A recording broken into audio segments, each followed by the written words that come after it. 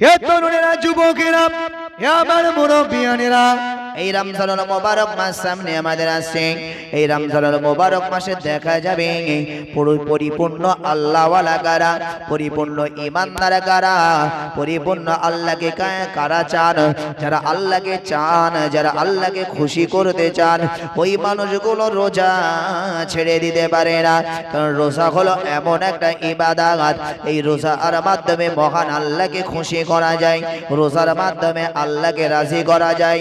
বিশ্বনবী সাল্লাল্লাহু কায়নাত রাসূল পাক সাল্লাল্লাহু আলাইহি ওয়াসাল্লাম বললেন, যারা রমজানুল মোবারক মাসে রোজাটা রাখবে, এই রোজা রাখার কারণে আমার রব, আমার আল্লাহ কিয়ামতের দিনে ময়দানে মাহশরে, হাসরের দিনে, বিচারের দিনে সব থেকে বড় ইনাম, সব থেকে বড় প্রাইজ, দুনিয়াতে এমন বড় প্রাইজ আর কিছু হতে পারে না।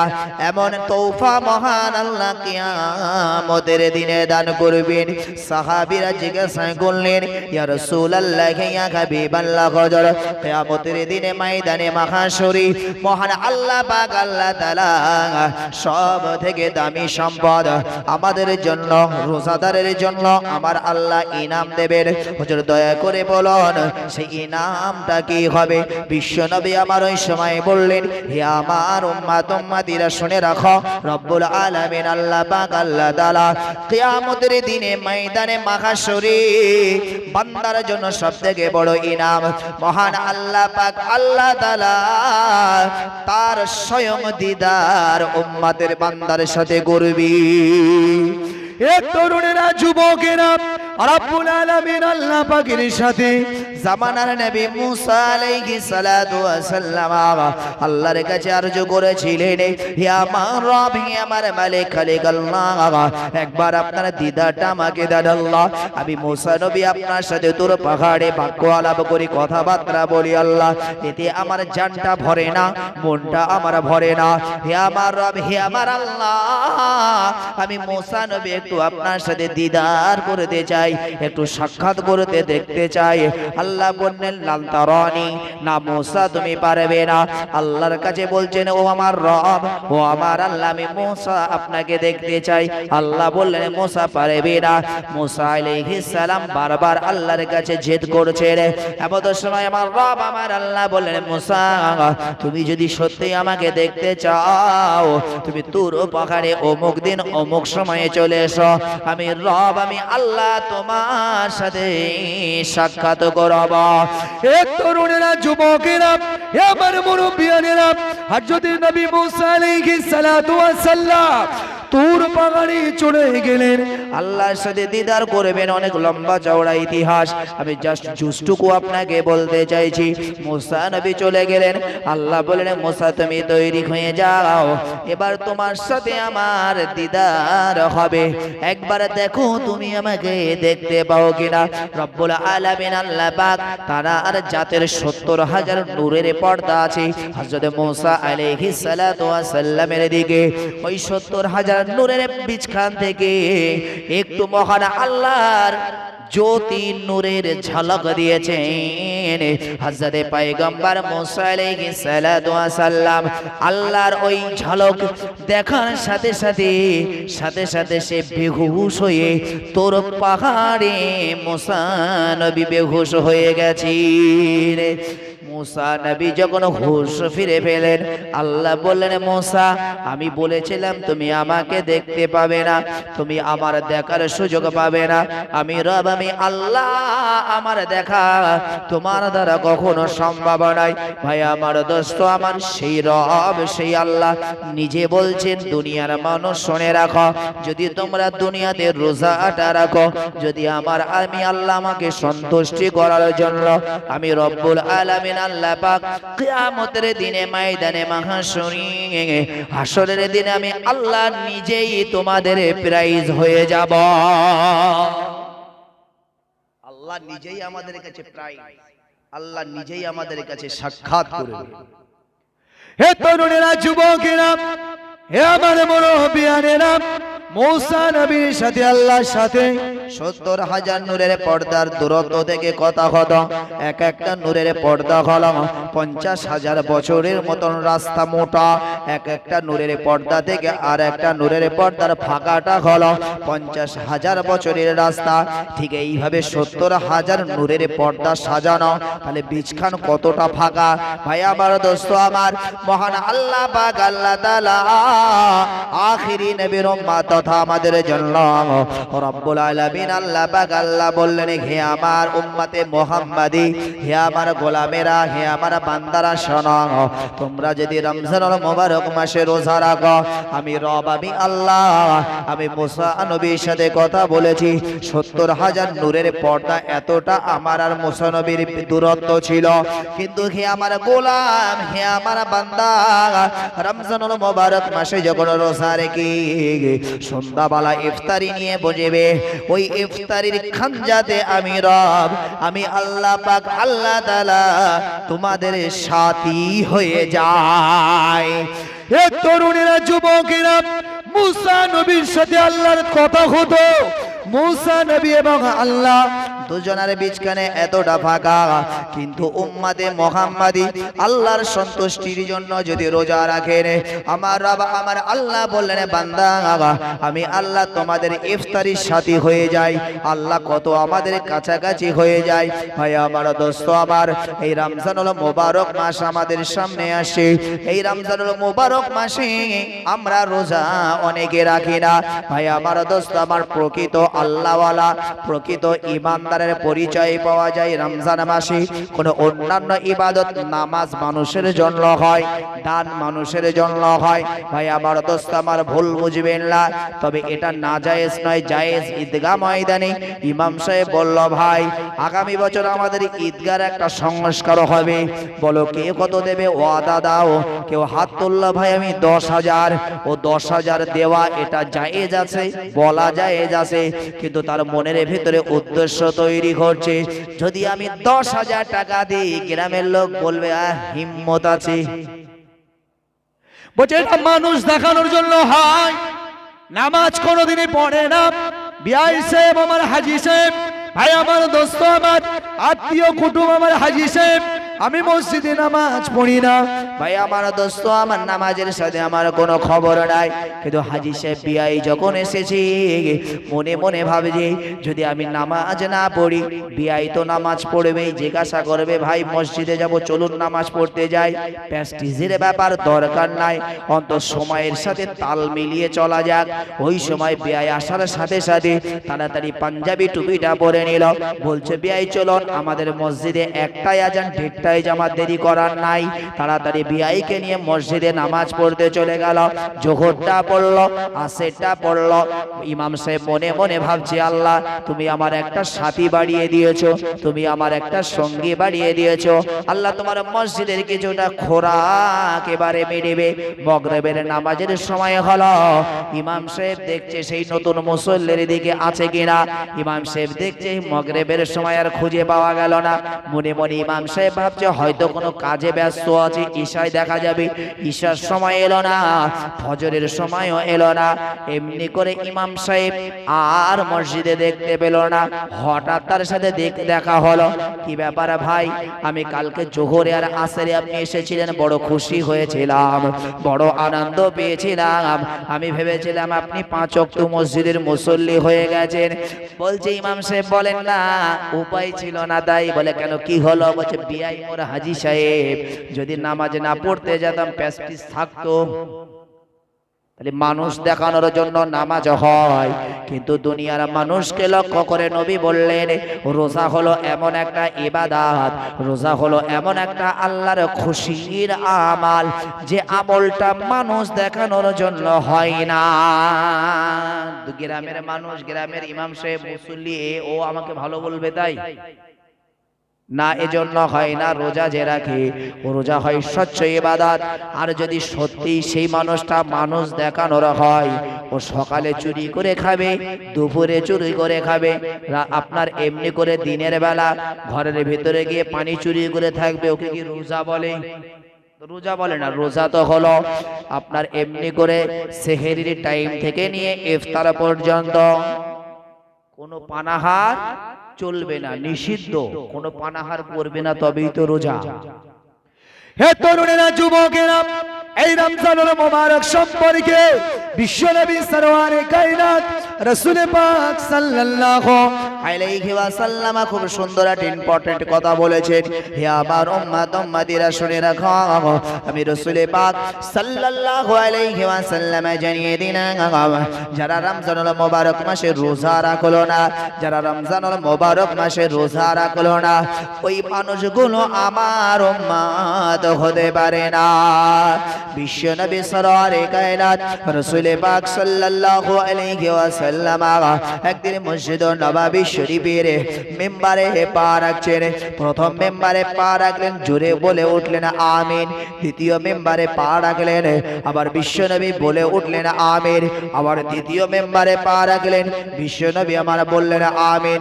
এমন সময় সাহাবীরা জিজ্ঞাসা করলেন, ইয়া রাসূলুল্লাহ, ইয়া হাবিবাল্লাহ, হুজুর আপনি যখন মিম্বারের উপরে পা রাখছিলেন ওই সময় আপনি আমিন আমিন তিনবার বলেছিলেন, হুজুর কারণটা বুঝতে পারলাম না, কি তার উদ্দেশ্য ছিল?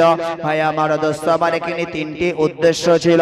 বিশ্বনবী বললেন, হে আমার সাহাবীরা শুনে রাখো, আমি রাসূল পাক সাল্লাল্লাহু আলাইহি ওয়াসাল্লাম যখন মিম্বারের প্রথম ধাপে পা রাখি ওই সময় আমি দেখতে পাই আল্লাহর মালায়েকা ফেরেশতা হযরত জিবরিল আমিন আলাইহিস সালাতু ওয়াস সালাম আমার সম্মুখে দাঁড়িয়ে বলতে থাকেন, ইয়া রাসূলুল্লাহ, ইয়া হাবিবাল্লাহ, হুজুর আপনার ওই সমস্ত উম্মত উম্মতিরা, আল্লাহর ওই সমস্ত বান্দা বান্দীরা তারা ধ্বংস হয়ে যাক, বরবাদ হয়ে যাক।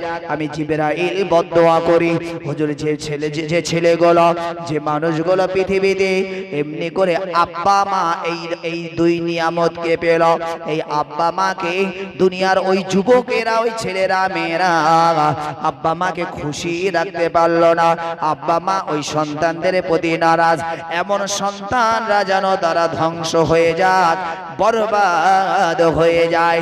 যাদের বাপ মা দুনিয়াতে বেঁচে আছে, হে যুবক শোনো, আমরা যদি বাপ মাকে খুশি না রাখতে পারি, আমাদের বাপ মা যদি আমাদের প্রতি নারাজ থাকে, আল্লাহর মালায়েকা ফেরেশতা হযরত জিবরিল আমিন আলাইহিস সালাতু ওয়াস সালাম তাদের জন্য বদদোয়া করেছি। এইটুকু হলে তবু তো বাঁচার কিছুটা রাস্তা ছিল, কারণ এখন আমাদের নবী ছিলেন। হে তরুণেরা, যুবকেরা, বিশ্বনবী সাহাবীরা জিজ্ঞাসা করলেন, আরে বিশ্বনবী বলতে থাকেন, হে আমার সাহাবীরা শুনে রাখো, যখন জিবরাইলের মুখ থেকে এই আওয়াজটা শুনতে পেলাম, বৃদ্ধ বাপ মাকে যারা খুশি রাখতে পারলো না তারা ধ্বংস হয়ে যাক, আমি রাসূল পাক সাল্লাল্লাহু আলাইহি ওয়াসাল্লাম আমি বিশ্বনবী এটাকে সাপোর্ট করলাম। কারণ পৃথিবীতে যাদের বাপ মা বেঁচে আছে আর তারা বাপ মাকে খুশি রাখবে না, যে বাপ সকাল থেকে নিয়ে সন্ধ্যা পর্যন্ত মাথার ঘাম পায়ে ফেলে মেহনত করে করে ছেলের জন্য সুন্দর বিল্ডিং বাড়া খাড়া, ছেলের জন্য মাটান জমি জায়গা, ছেলের জন্য ব্যবসার প্রতিষ্ঠান, ছেলের ভবিষ্যতের কথা ভেবে ভেবে ভেবে ভেবে ভেবে ওই বাপ সারা জীবন তাকে মানুষ করে গেছে, আর ওই বাপকে সন্তান বউ পেয়ে ভুলে গেছে, ওই সন্তান সন্তান পেয়ে ভুলে গেছে যে মা জননী আমার সারা জীবন ধরে তার মুখের খাবারটা সন্তানের মুখের জন্য তুলে দিয়েছে, যে মা জননী আমার সারা জীবন ধরে তার শরীরের রক্তগুলো রিফাইন করে, ব্লাডগুলো রিফাইন করে ওই সন্তানের আহার হিসাবে তার বুকের স্তনের দুধ ওই সন্তানের পান করিয়েছে। 2 বছর ধরে সন্তান মায়ের দুধ পান করেছে। খালি তাই নয়, ওই সন্তানের সারা রাত ধরে ওই জননী মা কখন পেশাব করবে, কখন পায়খানা করবে, সবকিছু দেখে শুনে তাকে ওই মাকে দাসী হিসাবে ওই সন্তানের জন্য মেহনত করতে হয়েছে।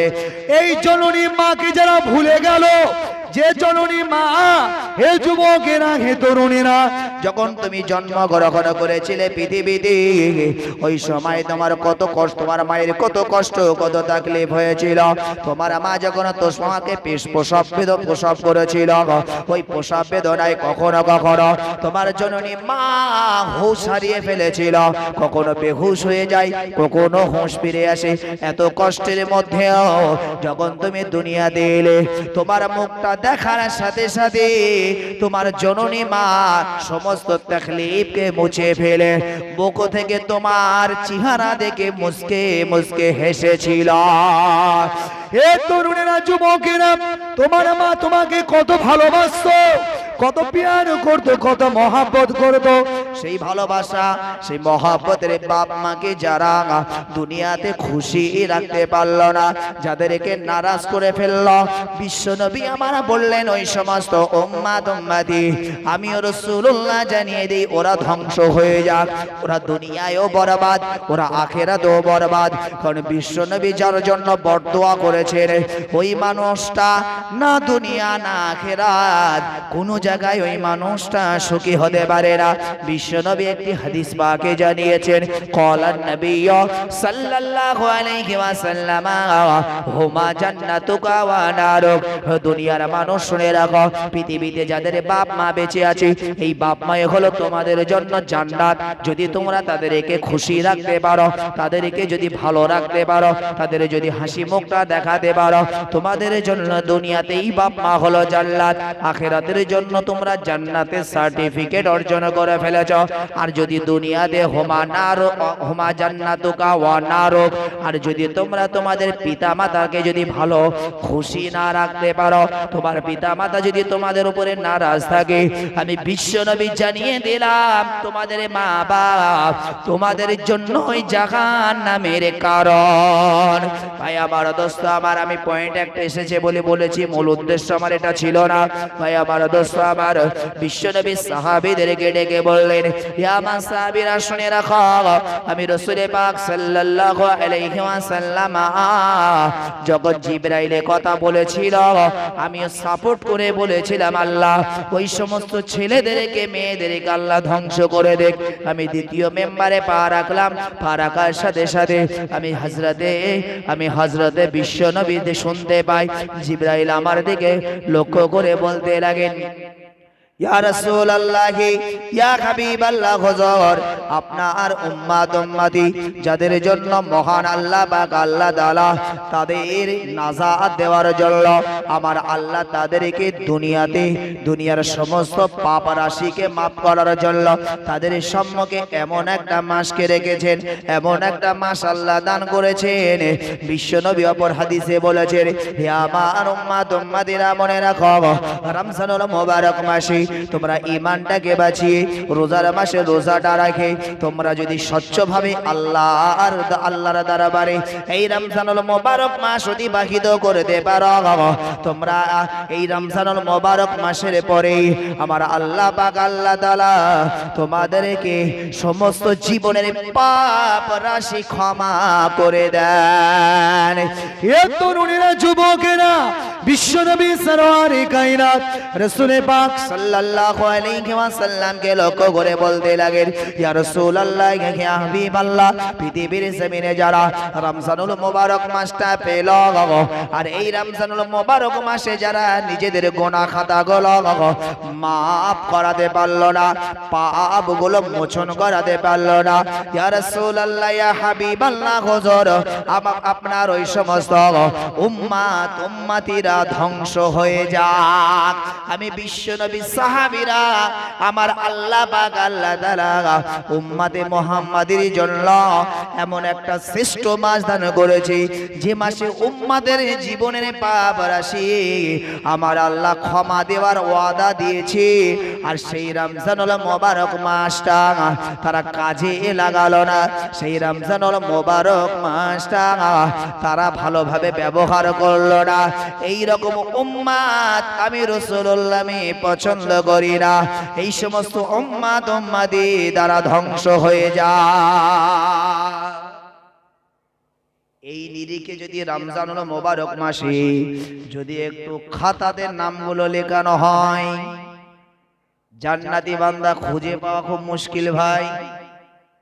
রমজানুল মোবারক মাসে আপনি গুনাহ মাফ করাতে চান, রোজা আপনি রেখেছেন ঠিক, কিন্তু ভাই আমার দোস্ত আমার মিথ্যে কথা বলা বন্ধ হয় নাই।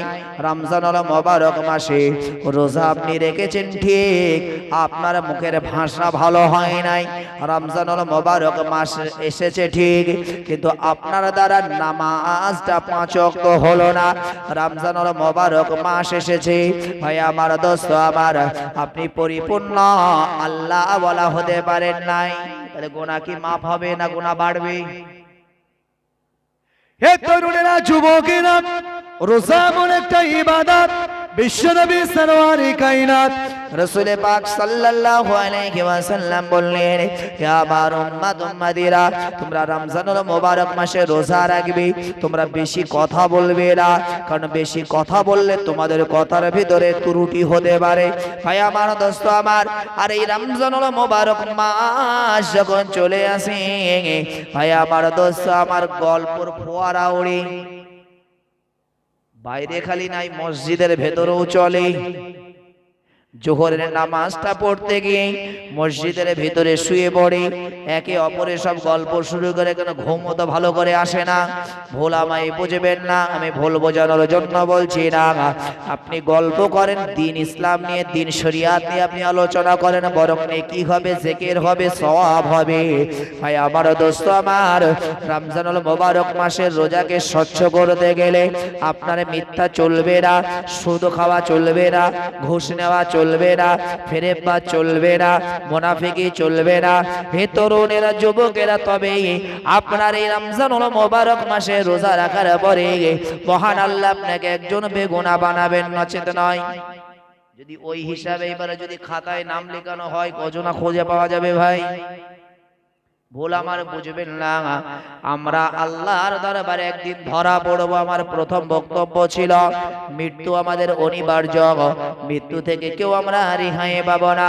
বিশ্ব নবীর মতন মানুষ যারা আগে পরে কোনো গুনাহ নাই, সেই বিশ্ব নবী সরওয়ারে কায়নাত রাসূল পাক সাল্লাল্লাহু আলাইহি ওয়াসাল্লাম ফিরিবে তিনি সর্বদা, বিশেষ করে রজব মাস থেকে তিনি আল্লাহর কাছে দোয়া চাইতেন, হে আমার রব, হে আমার আল্লাহ, আপনি আমার হায়াতটাকে বাড়িয়ে দেন আল্লাহ।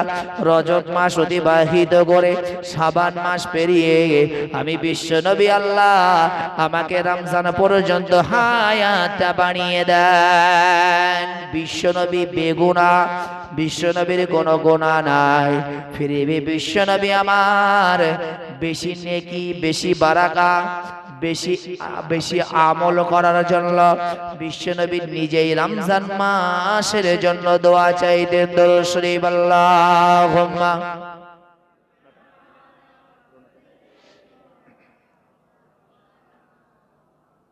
ওয়া আলা আলি।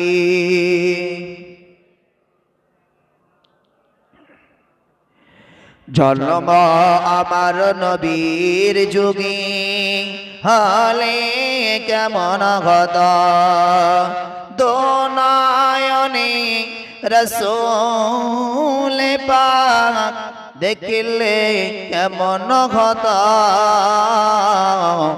জন্ম আমার নবীর যুগে হলে কেমন হত, আসত ভেসি হাজারতে বিলালের মধুর আযান, যে আজানে ছিল এত প্রেম মুগ্ধ রহমান।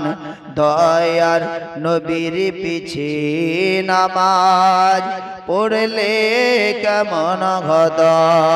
আল্লাহুম্মা সাল্লি আলা।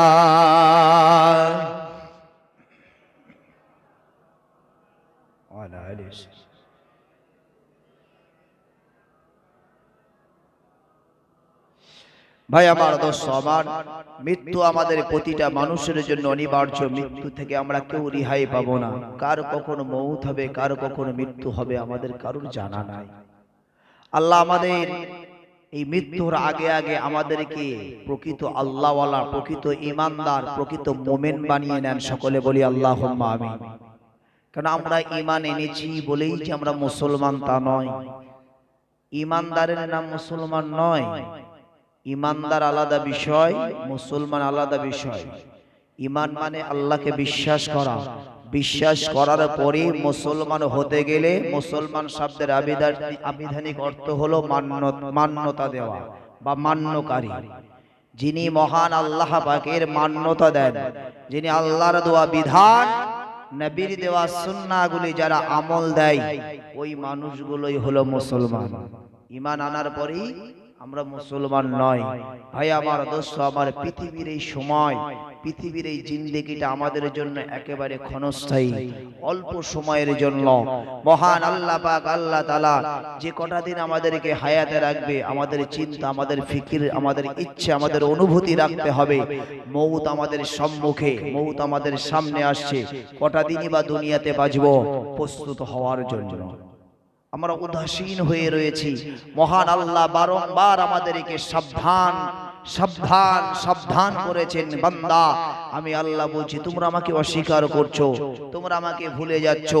আল্লাহ কোরআন শরীফে বললেন, কাইফা তাকফুরুনা বিল্লাহ, হে দুনিয়ার বান্দা বান্দিরা, তোমরা আমাকে কিভাবে অস্বীকার করছো, কিভাবে তোমরা আমি আল্লাহ আমাকে ভুলে যাচ্ছ। বান্দা, একবার চিন্তা করেছো, ওয়াকুনতুম আমওয়াতান, দুনিয়ার মানুষ তোমরা তো সব মৃত ছিলে, তোমরা কেউ জীবিত ছিলে না, সব তোমরা মৃত ছিলে।